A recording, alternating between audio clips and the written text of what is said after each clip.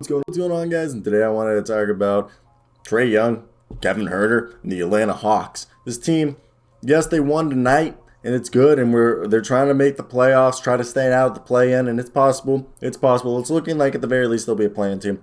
I think this team's heating up. John Collins is back. I know John Collins has had some big games tonight. He was a little quiet. DeAndre Hunter continues to be the glue guy, the little defensive specialist that they have. He's not little. He's like 6'7". And we can go 1 through 5, basically. They have the rebounding machine in Clint Capela. Trae Young putting up shots. And then you have Kevin Huerter, who I think is underrated and not a lot of people talk about him. So I want to spend some time talking about it because I think he deserves the praise. So let's get right into today's video and let's talk about it. I want to hear your thoughts down below. What do you think of Trae Young? What do you think of Kevin Huerter? What do you think of the Atlanta Hawks and any player I mentioned today? So let's get right into today's video and let's talk about it. And sometimes I think about, holy crap, I'm just talking into a camera. But let's get right into it.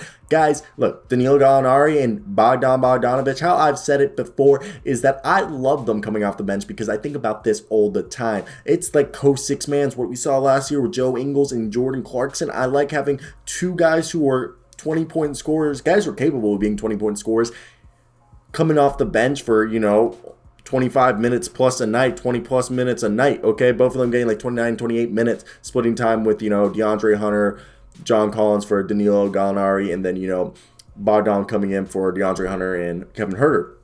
And even, splits for Trae Young at moments, but really Lou Will and DeLon Wright take them up the minutes behind Trae Young, which, tonight he played 37. He was out there for most of the game. And I really like Lou Will's offensive scoring stars plug. Some nights he has good nights. Yeah, not as much as he used to, but he's still valuable at sometimes. DeLon Wright offers some defense and, ball handling. Onyeka Okongwu, finally they have a backup center. And if Okongwu ever gets hurt or forced in the starting lineup because Clint Capela gets hurt, they have Gorgie Dang right there. And I just think this roster is very well constructed. And also next year being able to move off of Danilo Gallinari's contract will be great. And same thing with Bogdan. I just think Kevin Huerter, again, he only took 12 attempts from the field tonight, 8 from 3, which it's a upward trend. I've said it before, he should be taking at between 8 and 12 threes a night, okay? If, I know he took more threes than anybody else tonight. I think Kevin Huerter should be launching, like, Duncan Robinson level volumes of threes, Like, he should be just launching the ball. Desmond Bain style, All these guys. I think Kevin Huerter, they're starting to ramp it up. I just think he's a guy who easily could average 16 a night, 18 a night, easily at the very least.